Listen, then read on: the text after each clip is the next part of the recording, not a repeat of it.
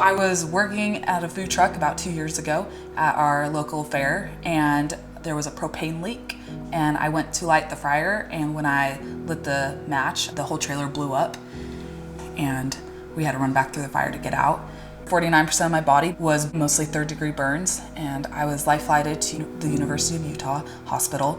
I wasn't able to fly with her in the life flight. I called continuously on our drive down, wondering how she was doing, if she was stable, and they wouldn't give me any information. Found out after the fact it was because they didn't know if she was going to make it.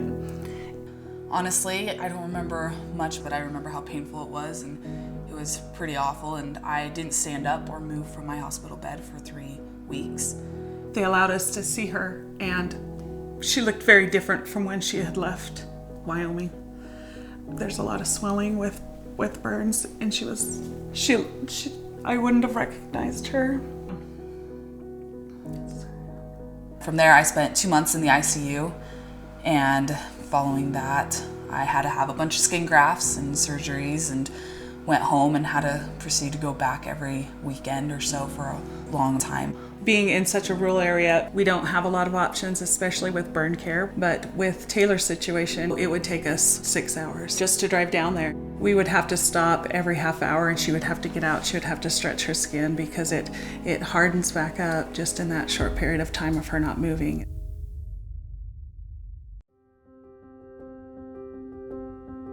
Early on, when we first met Taylor, they'd have to drive down, they'd spend a night, they'd go to the treatment, they'd spend another night, and they'd come back. So a 3-day affair, we were able to shrink it down into a 1-day affair. That's the beauty of Angel Flight. Angel Flight has changed our lives in so many ways. To be able to handle that transportation and get it taken care of, it opened up a whole new world for Taylor. It made her traveling so much more comfortable, and times when she would possibly have missed procedures due to weather, we were still able to make them because of the flight. So now, 2.5 years later, I am starting to be able to do stuff again, but I still have to have surgeries every 6 weeks, and I'm still doing therapy on my own and doing that kind of stuff, but we are on the up and up, so.